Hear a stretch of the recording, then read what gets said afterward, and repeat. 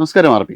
ബഹുഭൂരിപക്ഷം ക്രിസ്ത്യാനികൾക്കും അതോടൊപ്പം തന്നെ പുരോഹിതന്മാർക്കും FCRA ചട്ടങ്ങളുടെ പരിഷ്കരണത്തോട് അതിൻ്റെ മാറ്റം വരുത്തിയതിനോട് യാതൊരു തരത്തിലുള്ള പ്രശ്നങ്ങളുമില്ല. പക്ഷേ കുറച്ച് പുരോഹിതന്മാർക്കും അതോടൊപ്പം തന്നെ മറ്റ് ഭീകരവാദ സംഘടനയിൽപ്പെട്ട ആൾക്കാർക്കുമാണ് പ്രധാനമായി ഇതിനോട് എതിർപ്പുള്ളത്.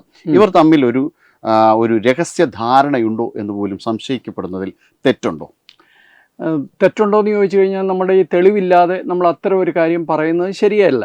പക്ഷേ ഭീകര സംഘടനകൾക്കാണ് ഇതുകൊണ്ട് ഇങ്ങനെയൊരു വലിയ ബഹളം ഉണ്ടാകുമ്പോൾ ഏറ്റവും കൂടുതൽ ഗുണം കിട്ടുന്നതെന്ന് നമുക്ക് പറയാൻ പറ്റും. പക്ഷേ അതിനു മുമ്പ് ആ വിഷയത്തിലേക്ക് വരുന്നതിന് മുമ്പ് ഇപ്പോൾ ഹരി പറഞ്ഞ ഇതുമായി ബന്ധപ്പെട്ട്, അതായത് ബഹുഭൂരിപക്ഷം വിശ്വാസികൾക്കും ഒരു സാമ്പത്തിക നിയന്ത്രണ ചട്ടം കൊണ്ടുവരുന്നതിൽ യാതൊരു എതിർപ്പുമില്ല. അവരെ ബാധിക്കുന്ന വിഷയം പോലുമല്ല. ഇത് നമ്മളുടെ വിശ്വാസത്തെ ബാധിക്കുന്നില്ല, നമ്മളുടെ നടപ്പിനെ ബാധിക്കുന്നില്ല, നമ്മുടെ ദൈനംദിന ജീവിതത്തെ ബാധിക്കുന്നില്ല. ഈ പറയുന്ന വിശ്വാസ സമൂഹത്തിൻ്റെ ആസ്ഥാനങ്ങൾ, പള്ളികൾ, അതുപോലെയുള്ള ഇതിനെയൊന്നും ബാധിക്കുന്നില്ല. ഈ പണം കൊണ്ടുവരുന്നതും പണം വിനിയോഗിക്കുന്നതും തമ്മിലുള്ള അതിൻ്റെ കണക്കുകളും അതിൻ്റെ ഒരു റെഗുലേഷൻ കൊണ്ടുവരാൻ ശ്രമിക്കുകയാണ്. അതിൽ വിശ്വാസികൾക്ക് യാതൊരു പ്രശ്നവുമില്ല. നമുക്ക് പൊതുവേ അറിയാം, ഈ ക്രിസ്ത്യൻ വിശ്വാസികൾ എന്ന് പറഞ്ഞു കഴിഞ്ഞാൽ അവർ സമൂഹത്തിൽ ഇടകലർന്ന് വളരെ ഇഴുകിച്ചേർന്ന് ജീവിക്കുന്ന ആൾക്കാരാണ്. അവർക്ക് മറ്റ് കൺഫ്യൂഷൻസ് ഒന്നുമില്ലാത്ത ആൾക്കാരാണ്. അപ്പോൾ ആ അർത്ഥത്തിൽ നോക്കിക്കഴിഞ്ഞാൽ അവർക്ക് നിയമവിരുദ്ധമായിട്ട് അവർ പ്രവർത്തിക്കുന്ന ആൾക്കാരുമല്ല. അപ്പോൾ അതുകൊണ്ട് അവർക്ക് യാതൊരു പ്രശ്നമില്ല. പ്രശ്നം ഈ പറയുന്ന പുരോഹിത വർഗത്തിനാണ്. അത് വളരെ കൃത്യമായിട്ട് രാഷ്ട്രീയക്കാർക്ക് മനസ്സിലായിട്ടുണ്ട്. ഇതിപ്പോൾ FCRA കൊണ്ടുവന്നു, ആശങ്കകൾ അകറ്റിയ ശേഷം പിന്നീട് അതിനെക്കുറിച്ച് ചിന്തിക്കുമെന്ന് BJP പറഞ്ഞിട്ടുണ്ട്. അത് ഇലക്ഷനാണ്. പക്ഷേ എന്താശങ്ക, ആരുടെ ആശങ്കയാകറ്റുന്നത്? വിശ്വാസികൾക്ക് യാതൊരു ആശങ്കയില്ലെന്നേ. വിശ്വാസികൾക്ക് യാതൊരു ആശങ്കയില്ല. ആശങ്കയുള്ളത് ഈ പുരോഹിതന്മാർക്കാണ്. അവരുടെ ആശങ്ക അത്ര അസ്ഥാനത്തല്ല എന്നാണ് ഞാൻ പറയുന്നത്. കാരണം അവർ ഇതുവരെ ചെയ്തുകൊണ്ടിരുന്ന ഈ പറയുന്ന കുനിട്ട് പരിപാടികളൊന്നും നടക്കില്ല. അതിനു വേണ്ടിയിട്ടുള്ള റെഗുലേഷനാണ് കൊണ്ടുവരുന്നത്. ഇത് വിശ്വാസികൾക്കും കൃത്യമായിട്ട് അറിയാം. ഞാനൊരു പോസ്റ്റ്, ഹരി ഇപ്പോൾ ഈ വിഷയം പറഞ്ഞപ്പോൾ ഞാൻ പെട്ടെന്ന് അത് എടുക്കുകയായിരുന്നു. അതായത് നമ്മളാരും ഒന്നും പറയണ്ട, ഒരു ആർച്ച് ബിഷപ്പ് തോമസ് തറയിൽ എന്ന് പറയുന്ന ആളുടെ 4 ദിവസം മുമ്പുള്ള ഫേസ്ബുക്ക് പോസ്റ്റാണ്. അദ്ദേഹം പറയുന്നത് FCRA ബില്ലിലെ പൗരാവകാശ ലംഘനങ്ങളുണ്ടെന്നാണ്. പൗരന്മാർക്ക് അവകാശ ലംഘനം ഉണ്ടെന്നാണ് അദ്ദേഹം പറയുന്നത്. അത് സർക്കാർ തിരുത്തുമെന്ന് ഞങ്ങൾ പ്രതീക്ഷിക്കുന്നു. അതിൻ്റെ പേരിൽ ഞങ്ങൾ സഭയും സർക്കാരും തമ്മിൽ ഒരു എതിർപക്ഷത്തൊന്നും അല്ല എന്നൊക്കെ പറഞ്ഞുള്ള അത് സ്ഥിരം ശൈലിയിലുള്ള ഒരു പോസ്റ്റാണ്. പക്ഷേ ഞാൻ ആ പോസ്റ്റിനെ കുറിച്ചല്ല പറയുന്നത് ഹരി. ആ പോസ്റ്റിൻ്റെ താഴെയുള്ള കമൻറ്റുകൾ നിങ്ങളൊന്ന് നോക്കണം. വിശ്വാസികളാണ്, ക്രിസ്ത്യൻ വിശ്വാസികളാണ് ഈ പറയുന്ന പുരോഹിത വർഗത്തിനെതിരെ അതിൽ കമൻറ്റ് ചെയ്തിരിക്കുന്നത്. അല്ലാതെ ഈ അച്ഛൻ പറഞ്ഞതിനോട്, ഈ ആർച്ച് ബിഷപ്പ് പറഞ്ഞതിനോട് അല്ല അനുകൂലിച്ചിരിക്കുന്നത്. ക്രിസ്ത്യൻ വിശ്വാസികൾ, നല്ല വിശ്വാസികൾ, അവരോരോരുത്തരായിട്ട് പറയാണ്. പിതാവെ അസ്ഥാനത്തെ വർത്തമാനം പറയരുത് എന്നാണ് ഒരാൾ എഴുതിയിരിക്കുന്നത്, സൂസൻ വർഗീസ്. ഇതിപ്പോൾ ഇടത് വലത് ജിഹാദി മാപ്ര സഖ്യം ഇവിടെ വ്യാജമായത് കൊണ്ടുപിടിച്ച് പ്രചരിപ്പിക്കുകയാണെന്നൊക്കെയാണ് സൂസൻ വർഗീസ് പറയുന്നത്. വേറൊരാൾ, ഒരു mister George Joseph, priests and bishops should remain focused on faith, spirituality and moral growth of their communities. Their primary role is to guide people in values, compassion and inner development, not to engage in political debates or oppose government policies. വളരെ കൃത്യമാണ്. ഏതാണ്ട് 273 comments ഉണ്ട്. ആർക്കെങ്കിലും പറ്റുമെങ്കിൽ ഈ comments എടുത്തു നോക്കിയാൽ പൊതുജനം, ക്രിസ്ത്യൻ സമൂഹം എന്താണ് ഇതിനെക്കുറിച്ച് ചിന്തിക്കുന്നതെന്ന് വളരെ കൃത്യമായിട്ട് മനസ്സിലാക്കും. ഈ പഴയതുപോലെ മതസ്വാതന്ത്ര്യം അപകടത്തിലാണ്, നമ്മളുടെ ന്യൂനപക്ഷ പീഡനമാണ് നടക്കുന്നത്, മതപീഡനം നടക്കുന്നു, ഇത് വലിയ തോതിൽ പൗരാവകാശത്തെ ലംഘിക്കുന്നു എന്നൊക്കെ പറഞ്ഞ് ബഹളം വെച്ച് കഴിഞ്ഞാൽ ഇതൊന്നും നടക്കില്ല, പ്രത്യേകിച്ച് യങ്സ്റ്റേഴ്സിനിടയിൽ. അതുകൊണ്ട് പുരോഹിതന്മാർ ഇത്തരം കാര്യങ്ങളിൽ സർക്കാരുമായിട്ട് സഹകരിക്കുകയാണ് വേണ്ടത്. എന്നോട് ചേർത്ത് മറ്റൊരു കാര്യമല്ല, കുറച്ച് നാളുകൾക്ക് മുന്നെയാണ് കേരളത്തിലെ പ്രധാനപ്പെട്ട ബിസിനസ് രംഗത്ത് ലീഡേഴ്സായിട്ടുള്ള ഇപ്പോൾ ജോയ് ആലൂക്കാസ്, അന്ന് നമ്മുടെ കല്യാൺ സ്വാമിയൊക്കെ ഉണ്ടായിരുന്നു. അവരുടെ ഒരു ചർച്ചയുണ്ടായിരുന്നു, വളരെ രസകരമായ ഒരു ചർച്ചയാണ്. ആ ചർച്ചയിൽ ഒരു പോയിന്റ് എനിക്ക് തോന്നുന്നു ജോയ് ആലൂക്കാസിൻ്റെ ഭാഗത്തു നിന്നാണ് ഉണ്ടായത്. അദ്ദേഹം പറയുകയാണ്, ഒരു ഫിനാൻഷ്യൽ ഇറഗുലാരിറ്റി, ഒരു സാമ്പത്തികപരമായ ഒരു അസമത്വം, അതായത് അനധികൃതമായിട്ടൊരു ഫണ്ടിങ് ഉണ്ടാകുന്നുണ്ട്. അത് കേരളത്തിൽ ശ്രദ്ധിച്ച് നോക്കിക്കഴിഞ്ഞാൽ അറിയാം. പലപ്പോഴും പല പാരമ്പര്യം, തൃശ്ശൂരാണ് കേരളത്തിലെ ഒരു നമ്പർ 1 ബിസിനസ് സെൻറ്റർ എന്ന് പറഞ്ഞാൽ കേന്ദ്രത്തിൽ ഒരുപാട് ആൾക്കാർ അവിടെ കച്ചവടക്കാരായിട്ടുണ്ട്, ബിസിനസ്സുകാരായിട്ടുണ്ട്. അവരുടെ പല പാരമ്പര്യ ബിസിനസ്സുകാർ ഇവിടെ നിന്ന് പൂട്ടിപ്പോയി. കാരണം പിടിച്ചു നിൽക്കുവാനായിട്ട് കഴിയുന്നില്ല. ഫോറിൻ ഫണ്ട്, പ്രത്യേകിച്ച് പുറത്തുനിന്ന് വരുന്ന അനധികൃതമായ ഫണ്ടിൻ്റെ ഒരു സാധ്യത ഉപയോഗിച്ചുകൊണ്ട്. ഇവിടെ നമ്മൾ തത്വമയി ന്യൂസിനകത്ത് തന്നെ നമ്മൾ പല നേരത്തെയും പല ന്യൂസുകളും ഇതുമായി ബന്ധപ്പെടുത്തി അവതരിപ്പിച്ചിട്ടുണ്ട്. അതായത് ചില കടകളിലേക്ക് നമ്മൾ പുറത്തുനിന്ന് നോക്കിക്കഴിഞ്ഞാൽ അവിടെ ഒരു തിരക്കും കാണില്ല, പക്ഷെ അവരുടെ കൈകളിലേക്ക് വന്ന് മറിയുന്ന കാശിൻ്റെ ഒരു ലിമിറ്റും ഇല്ല. അത് കണ്ടു കഴിഞ്ഞാൽ നമ്മൾ അന്തം വിട്ടു പോകും. അത്തരത്തിലുള്ള ഒരു ഫിനാൻഷ്യൽ ഇറഗുലാരിറ്റീസ്, അങ്ങനെ ഒരു വളരെ സമാന്തരമായ ഒരു സാമ്പത്തിക ഘടന ഇവിടെ ഉണ്ടായിരുന്നു. അതെ, ഒരു കാലത്ത് ഇപ്പോൾ ഈ 2020 FCRIയുടെ ആദ്യത്തെ ഒരു കൺട്രോള് മോദി സർക്കാർ കൊണ്ടുവരുന്നത്. അതിനു മുമ്പ് ഈ പറയുന്നത് പോലെ എന്തും ചെയ്യാൻ പറ്റുന്ന സ്ഥിതിയായിരുന്നു. ഇപ്പം ഇതിനകത്ത് വെളിയിൽ നിന്ന് എന്തെങ്കിലുമൊക്കെ പറഞ്ഞ് ഫണ്ട് കൊണ്ടുവരിക, ആ ഫണ്ട് കൊണ്ട് ഭൂമി മേടിക്കുക, ആ ഫണ്ട് കൊണ്ട് വേറെ ഒരു 10 NGOസിന് അവിടെ ഇവിടെയും കുറേ സ്ഥാപനങ്ങൾ ഉണ്ടാക്കി കമ്മീഷൻ മേടിച്ച് അതിലേക്ക് ഫണ്ട് ഡൈവേർട്ട് ചെയ്യുക, അഡ്മിനിസ്ട്രേറ്റീവ് ചെലവ് എന്ന് പറഞ്ഞ് 50%, 60% ഒക്കെ എഴുതി തള്ളുക. ഇങ്ങനെ ഈ പണം പോയിരുന്ന ആരുടെയും ഒരു വിശ്വാസിയുടെയും ഗുണത്തിന് വേണ്ടിയിട്ടല്ല, ഒരു സമൂഹത്തിൻ്റെയും ഗുണത്തിന് വേണ്ടിയിട്ടല്ല, ഒരു സർക്കാരിനും ഇത് കണ്ടു നിൽക്കാൻ പറ്റില്ല. ഇതിലെ ഏറ്റവും വലിയ തെറ്റിദ്ധാരണ ഹരി, അതാരും എടുത്ത് പറയാത്തത് കൊണ്ടാണ് ഞാൻ വീണ്ടും പറയുന്നത്. 2020 ഇപ്പോൾ 2026 ഈ അമെൻഡ്മെൻറ്റ് FCRI അമെൻഡ്മെൻറ്റ് കൊണ്ടുവരുന്നത് മോദി സർക്കാരാണ്. പക്ഷേ യഥാർത്ഥത്തിൽ ഇത്തരം വിദേശ സഹായ നിയന്ത്രണം ആദ്യം കൊണ്ടുവന്നത് UPA സർക്കാരാണ്.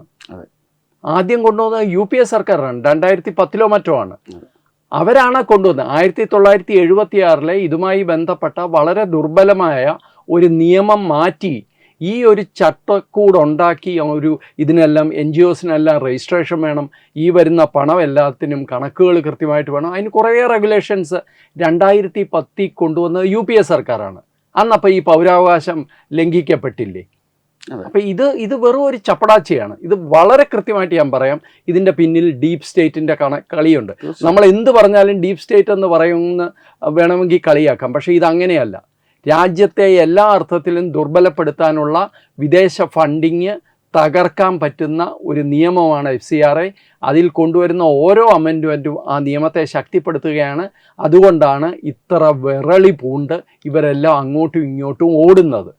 അതല്ലെങ്കിൽ നമ്മളുടെ രാജ്യത്ത് ഒരു സാമ്പത്തിക നിയമത്തിൽ ഒരു റെഗുലേഷൻ കൊണ്ടുവരിക, ഒരു അമെൻഡ്മെൻറ്റ് കൊണ്ടുവരുമ്പോൾ ആംനസ്റ്റി ഇൻ്റർനാഷണൽ എന്ന് പറയുന്ന മനുഷ്യാവകാശ സംഘടനയ്ക്ക് പൊള്ളുന്നത് എന്തിനാണ്? തീർച്ചയായും ആംനസ്റ്റി ഇൻ്റർനാഷണൽ എതിർപ്പുമായിട്ട് പുറത്തു വന്നിട്ടുണ്ട്.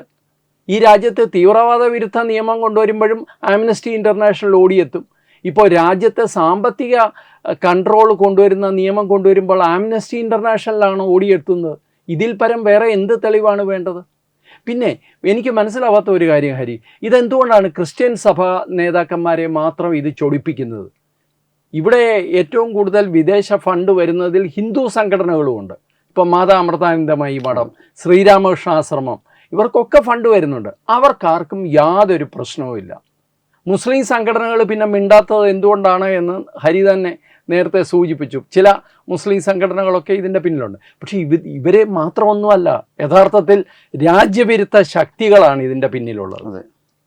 ഇവിടെ ഓരോ ഫണ്ട് വന്നു. ഇപ്പം കഴിഞ്ഞ ദിവസം നമ്മൾ ഇയാളെ സോണം വാങ്ചുക്ക് ഇല്ലേ, സോണം വാങ്ചുക്ക് അല്ലേ, ലേയിലെ ആ മനുഷ്യൻ അവിടെ ഒരു ജൻസി കലാപം ഉണ്ടാക്കിയിട്ട് അത് ലേ ലഡാക്കിൽ നിന്ന് താഴോട്ട് പഞ്ചാബോ ദില്ലിയിലോട്ടൊക്കെ വ്യാപിപ്പിക്കാനുള്ള ഒരു വൻ പദ്ധതി ആരോ വിദേശത്തിരുന്ന് സാധിച്ചത്, അല്ലെങ്കിൽ അത് ഇംപ്ലിമെൻ്റ് ചെയ്യാൻ ശ്രമിച്ചതിൻ്റെ കയ്യിലെ ഒരു കളിപ്പാവയായിട്ടായിരിക്കണം ഈ മനുഷ്യൻ മാറിയെന്ന് ഞാൻ സംശയിക്കുകയാണ്. ഇയാൾക്ക് 1,63,00,000 രൂപ കിട്ടിയിട്ടുണ്ട് ഒരു 3 വർഷത്തിനിടയിൽ. പക്ഷെ പുള്ളി ഇവിടെ നിന്ന് ഇന്ന് 2,30,00,000 രൂപ ഏതാണ്ട് ഇവിടെ നിന്ന് വിദേശത്തേക്ക് അയച്ചിട്ടുണ്ട്. ഇതിൻ്റെയെല്ലാം കൃത്യമായ കണക്കുണ്ട്. അതായത് 1,68,00,000 രൂപ ഇങ്ങോട്ട് കിട്ടുന്നു, 2,00,00,000 ചില്ലുവാനും രൂപ അങ്ങോട്ട് പോകുന്നു. ഇതെങ്ങനെ സാധിക്കും? അതും കൂടെ നിയന്ത്രിക്കാനാണ് ഈ നിയമം വരുന്നത്. ഇത് റീറൂട്ടിംഗ് ആണ്. ഇതിന് വേറൊരു പേരാണ് പറയുന്നത്, റൗണ്ട് ട്രിപ്പിംഗ് എന്ന് പറയും. ഇവിടെ നിന്ന് വിദേശത്തേക്ക് പണം പോയിട്ട് ആ പണം കണക്കിൽ ഉൾക്കൊള്ളിച്ചുകൊണ്ട് നമ്മളുടെ NGOs ഒക്കെ വഴി ഇങ്ങോട്ട് തിരിച്ചു വരികയാണ്. റിവേഴ്സ് ഹവാല എന്നൊക്കെ പറയുന്ന പോലെ. അപ്പോൾ ഈ പരിപാടികളൊക്കെയാണ് ഇവർ നടത്തിക്കൊണ്ടിരുന്നത്. വേറൊരു സംഘടനയുണ്ട് പിഞ്ചിറ തോടെന്ന് പറയുന്നത്, CIA സമയത്ത് പൊങ്ങി വന്ന സംഘടനയാണ്. CIA വിരുദ്ധ സമയത്ത് കാർഷിക ഇതുമായിട്ട് ബന്ധപ്പെട്ട് അതേപോലെ ഇങ്ങനെയുള്ള പല പരിപാടികളിലും ഒരു മാസത്തോളമോ 1.5 മാസത്തോളം ദില്ലിയിലെ ഒരു പ്രധാന തെരുവ് ഇവർ അടച്ച് ടെൻറ്റിട്ട് അവിടെ വലിയ ആഘോഷത്തോടു കൂടി സമരം നടത്തിയത്. ആരാണ് ഇത്രയും ആൾക്കാർക്ക് അവിടെ പൈസ കൊടുക്കുന്നത്, അവർക്ക് ആഹാരം കൊടുക്കുന്നത്, ഇത്രയും വലിയ ഷാമിയാന കെട്ടുന്നത്, എല്ലായിടത്തും ഫാനും AC-യും ഇടുന്നത്? എവിടുന്നാണ് ഈ പണം വരുന്നത്? ഏതെങ്കിലും NGO വിചാരിച്ചാൽ അങ്ങനെ പണം വരുമോ ഒരു സമരം ഉണ്ടാക്കാൻ? ഇതൊന്നും ആരും ചോദിക്കുന്നില്ല. പക്ഷേ സർക്കാർ ഇതെല്ലാം കാണുന്നുണ്ട്. അല്ല, അക്കൗണ്ടബിളാണ്. സർക്കാരിനെ സംബന്ധിച്ചിടത്തോളം നേരത്തെ പോലെ നമ്മൾ അനധികൃതമായിട്ട് ഇവിടെ വന്ന് പൈസ ഇവിടെ ചിലവഴിച്ച് ഇന്ത്യയുടെ രൂപയുടെ മൂല്യം കുറയ്ക്കുവാനോ, അതായത് രാജ്യത്തിനകത്ത് അനധികൃതമായി സമ്പത്ത് കുമിഞ്ഞുകൂടി ഒരു സാമ്പത്തിക അസമത്വം ഉണ്ടാക്കുവാനതിന് വളരെ ശക്തമായിട്ടുള്ള നടപടികളാണ് ചെയ്യുന്നത്. അത് ഡിജിറ്റൽ എക്കണോമി സൃഷ്ടിച്ചെടുക്കുന്നതിലും അതോടൊപ്പം തന്നെ മറ്റു പല കാര്യങ്ങളും, നോട്ട് നിരോധനം ഉൾപ്പെടെയുള്ള കാര്യങ്ങൾ പലരും അതിനെ എതിർത്തിരുന്നു. നോട്ട് നിരോധനം ഉൾപ്പെടെയുള്ള കാര്യങ്ങൾക്ക് കൃത്യമായും സർക്കാരിന് ഇതിനകത്ത് എത്ര ഫണ്ടുണ്ട് എന്ന് കൃത്യമായിട്ട് അറിയാം, എത്ര പൈസയാണ് നമ്മുടെ മാർക്കറ്റിൽ എന്നുള്ളതിനെക്കുറിച്ച് സർക്കാരിന് വ്യക്തമായ ധാരണയുണ്ട്, സർവെയിലൻസ് ഉണ്ട്. ഓരോ പൗരൻ്റെയും പോക്കറ്റിലേക്ക് സർക്കാരിൻ്റെ നോട്ടമുണ്ട്. അത് നിങ്ങൾ ഇനി എത്ര ജനാധിപത്യ വിരുദ്ധമാണെന്ന് പറഞ്ഞാലും രാജ്യത്തിൻ്റെ സുരക്ഷ നിയന്ത്രിക്കേണ്ടത്, രാജ്യത്തിന് സുരക്ഷ നൽകേണ്ടത്. ഇതിനകത്ത് ഒറ്റ കാര്യമുള്ളൂ, ഈ പ്രസ്താവനകളൊക്കെ അവിടെ നിൽക്കട്ടെ. 20,663 മറ്റോ NGO-കളെയാണ് സർക്കാർ FCRA ലൈസൻസ് എടുത്തു കളഞ്ഞത്. നിങ്ങൾക്ക് വിദേശത്തു നിന്ന് ഫണ്ട് സ്വീകരിക്കാൻ പറ്റില്ല എന്ന് പറഞ്ഞ് ഏതെങ്കിലും ഒരു സംഘടന കേസിന് പോയോ? കേസിന് പോകാൻ പറ്റില്ല. ഏതെങ്കിലും ഒരു സംഘടന കേസിന് പോയി? ഇതിൽ 70% സംഘടനകളും ക്രിസ്ത്യൻ സംഘടനകളാണെന്നാണ് പറയപ്പെടുന്നത്. ഏതെങ്കിലും ഒരു സംഘടന കേസിന് പോയോ? ഇവർക്ക് നിയമപരമായിട്ട് പോകാമല്ലോ. ഒരൊറ്റ സംഘടന പോയില്ല. സോണം വാങ്ചൂക്കിൻ്റെ കേസ് പറഞ്ഞു, കൃത്യമായ തെളിവുണ്ട്. ഇത്രയും കോടി രൂപ ഇദ്ദേഹം എന്തിനാണ് വിദേശത്തേക്ക് അയച്ചത്? അത് അദ്ദേഹത്തെ ഇപ്പം ജയിലിൽ നിന്ന് വിട്ടിട്ടുണ്ട്, പക്ഷെ കേസ് തുടരുകയാണ്. ഇനി നമ്മൾ പറയാത്ത ഒരു വിഷയമുണ്ട്, തീവ്രവാദത്തിനും ഇവർ ഉപയോഗിക്കുന്ന ഈ റീഹാബ് ഫൗണ്ടേഷൻ എന്ന് പറയുന്ന പിന്നെ എന്തായിരുന്നു? ഇവിടെ പണം വന്നുകൊണ്ടിരുന്നത് ഇതിനു വേണ്ടിയിട്ടായിരുന്നു. അതുകൊണ്ടാണ് ഇപ്പോൾ അവർ കർട്ടന് പുറകിൽ നിന്നുകൊണ്ട് ഒരുപക്ഷെ അവർ ഈ ക്രിസ്ത്യൻ സഭാ നേതാക്കന്മാരെ അവരും ഇൻസ്റ്റിഗേറ്റ് ചെയ്യുന്നുണ്ടാവും. ഇതൊരു പൗരന് അവകാശമേ ഉള്ളൂ, നിയമലംഘനത്തിന് അവകാശമില്ല പൗരന്. രാജ്യത്തെ നിയമമുണ്ട്, ആ നിയമം അനുസരിച്ച് ജീവിക്കാനുള്ള അവകാശമാണ് പൗരനുള്ളത്. ഒന്നും ആബ്സല്യൂട്ട് ഫ്രീഡം ഒന്നുമല്ല ഈ രാജ്യത്തുള്ളത്, കൃത്യമായിട്ട് നിയമങ്ങളുണ്ട്. എങ്ങനെയാണ് എനിക്ക് നിയമവിരുദ്ധ പ്രവർത്തനം ചെയ്യാനുള്ള പൗരാവകാശം ഇല്ല എന്ന് പറയുന്നത് എത്ര അപഹാസ്യമാണ്. പക്ഷേ ഇത് ക്രിസ്ത്യൻ സമൂഹം വളരെ കൃത്യമായിട്ട് തിരിച്ചറിഞ്ഞിട്ടുണ്ട്. അതുകൊണ്ടാണ് ഇപ്പോൾ വലിയ ബഹളമില്ലാത്തതും. മറ്റ് രാഷ്ട്രീയ പാർട്ടികൾ, പിണറായി വിജയൻ പിന്നെ എന്ത് ഇങ്ങനത്തെ കിട്ടിയാലും RSSനെതിരെ പറയാനാണെങ്കിൽ അദ്ദേഹം ഏറ്റെടുക്കും. അദ്ദേഹം ഇതും ഏറ്റെടുത്തിട്ടുണ്ട്. പക്ഷേ അദ്ദേഹം ഒഴിച്ചു കഴിഞ്ഞാൽ മറ്റ് രാഷ്ട്രീയ നേതാക്കന്മാരാരും ഏറ്റെടുക്കാത്ത ഈ അപകടം തിരിച്ചറിഞ്ഞുകൊണ്ടും ജനങ്ങളുടെ ഇതുമായി ബന്ധപ്പെട്ട മൂഡ് അവർക്ക് കൃത്യമായിട്ട് മനസ്സിലാക്കി വേണം. നമ്മളിപ്പോൾ ഈ വായിച്ച പോസ്റ്റും അതിൻ്റെ കമൻസും മാത്രം മതി. ഇതൊരു രാജ്യത്തിൻ്റെ സുരക്ഷിതത്വത്തിൻ്റെയും ചുറ്റുപാടുമുള്ള രാജ്യങ്ങളും ചുറ്റുപാടുമുള്ള ലോകവും ഇങ്ങനെ കത്തിയെരിയുമ്പോൾ നമ്മൾ സമാധാനമായിട്ട് ഈ രാജ്യത്ത് ജീവിക്കുന്നത്, നമുക്ക് അവിടെ ഇവിടെയൊക്കെ ചെറിയ ചെറിയ പ്രശ്നങ്ങളുണ്ട്, ഇത്രയും വലിയ രാജ്യമാണ്. പക്ഷേ ഇവിടെ സമാധാനമായിട്ട് വലിയ കുഴപ്പങ്ങളൊന്നുമില്ലാതെ നമ്മൾ ഇപ്പോൾ ഈ യുദ്ധം ഇത്രയും ദിവസങ്ങളായി, ഇതുവരെ പെട്രോളിനോ അല്ലെങ്കിൽ അങ്ങനെയുള്ളതിന് കാര്യമായ വില കൂടിയിട്ടില്ല. മറ്റ് യുദ്ധത്തിൻ്റേതായ പ്രത്യാഘാതങ്ങൾ ഇവിടെയും ഉണ്ടാകും എന്നല്ലാതെ. അപ്പോൾ എല്ലാ അർത്ഥത്തിലും ആ രീതിയിൽ പോകുന്ന ഒരു രാജ്യം കലക്കാൻ വേണ്ടി വിദേശത്ത് നിന്ന് പണം അയക്കുമ്പോൾ ആ പണം സ്വീകരിച്ച് ഇതിനെ ഇവിടെ ഒരു ബിസിനസ്സാക്കി മാറ്റുന്ന എല്ലാവർക്കും ഉള്ള മുന്നറിയിപ്പാണ്. ആ മുന്നറിയിപ്പ് തീർച്ചയായിട്ടും ഇനിയും ഉണ്ടാകും. ഈ പറയുന്ന നിയമങ്ങൾ പൂർണ്ണമായിട്ടും നടപ്പാക്കണം എന്നുള്ളതാണ് നമ്മളുടെ പ്രതീക്ഷ. തീർച്ചയായിട്ടും RP പറഞ്ഞത് വളരെയധികം നേരത്തെ ഒരു ഡീപ് സ്റ്റേറ്റിൻ്റെ കാര്യം പറഞ്ഞത് ഒന്നും കൂടെ ഒന്ന് കടത്തി പറയണമെന്ന് തോന്നി. അതുകൊണ്ടാണ് ഞാൻ ഈ കാര്യം കൂടെ കൂട്ടിച്ചേർക്കുന്നത്. നമ്മുടെ നാട്ടിലെ ഒരു മന്ത്രിയുടെ മന്ത്രി കസേര നഷ്ടപ്പെട്ടിട്ടുണ്ട് ഈ ഡീപ് സ്റ്റേറ്റ് കാരണം. അരുൺ നെഹ്റുവിനെ അവിടുത്തെ പാർലമെൻറ്റിലെ സുരക്ഷാ മന്ത്രിയായിരുന്നു. ഈ സുരക്ഷാ മന്ത്രിയായിരുന്ന സമയത്ത്, ഇൻ്റലിജൻസ് മന്ത്രിയായിരുന്ന സമയത്ത് ഈ അരുൺ നെഹ്റുവിനെ ബൈപ്പാസ് ചെയ്തുകൊണ്ട് പാർലമെൻറ്റിൻ്റെ ലോഗ് ബുക്കിൽ പോലും ഉൾപ്പെടുത്താതെ സോണിയാഗാന്ധി രാജീവ് ഗാന്ധിയുടെ അടുത്ത് എത്തിക്കുവാനായിട്ട് ചില കാര്യങ്ങൾ ചെയ്തപ്പോൾ അതിനെ തടയുകയുണ്ടായി അരുൺ നെഹ്റു. അങ്ങനെ തടഞ്ഞതിൻ്റെ പേരിൽ മാത്രം ആണ് അദ്ദേഹത്തിൻ്റെ മന്ത്രി പദം പോലും നഷ്ടപ്പെട്ടത്. അരുൺ നെഹ്റു എത്രത്തോളം സ്വാധീനം നെഹ്റു കുടുംബത്തിനകത്തുള്ള ഒരാളാണ് നമുക്ക് അറിയാവുന്ന കാര്യമാണ്.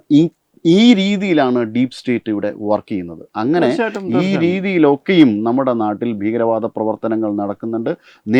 മുന്നേ നമ്മുടെ നാട്ടിലെ പൗരന്മാർ കൊല്ലപ്പെട്ടതുപോലെ ഇപ്പോൾ കൊല്ലപ്പെടുന്നില്ല. അതിൻ്റെ കാരണം എന്ന് പറയുന്നത് നമ്മുടെ നാട്ടിൽ എല്ലാ കാര്യവും വളരെ കൺട്രോൾഡാണ്. ഗവൺമെൻറ് എല്ലാ കാര്യത്തിലും നിരീക്ഷണം നടത്തുന്നുണ്ട് എന്നുള്ളത് കൊണ്ടാണ്. അതുകൊണ്ട് ഇനി എത്ര കരഞ്ഞു വിളിച്ചാലും ഇത് നടപ്പിലാക്കുക തന്നെ വേണം എന്നുള്ളതാണ്. കാരണം ഇവരുടെ ഏറ്റവും പ്രധാനപ്പെട്ട പ്രശ്നം എന്ന് പറയുന്നത് ഈ വരുന്ന ഫണ്ടിനെ അവരുടെ ആവശ്യങ്ങൾക്ക് വേണ്ടിയിട്ട് മാത്രമേ ഉപയോഗിക്കാൻ പറ്റുള്ളൂ, ട്രാൻസ്ഫർ ചെയ്യാൻ പാടില്ല എന്നതൊരു പ്രധാനപ്പെട്ട ചട്ടമാണ്. ഇതവരെ വല്ലാതെ ട്രാൻസ്ഫർ ചെയ്യാനും പറ്റില്ല. ഏത് കാര്യത്തിനാണ് കൊണ്ടുവരുന്നത് ആ കാര്യത്തിന് അത് ഉപയോഗിക്കാം. അതെ.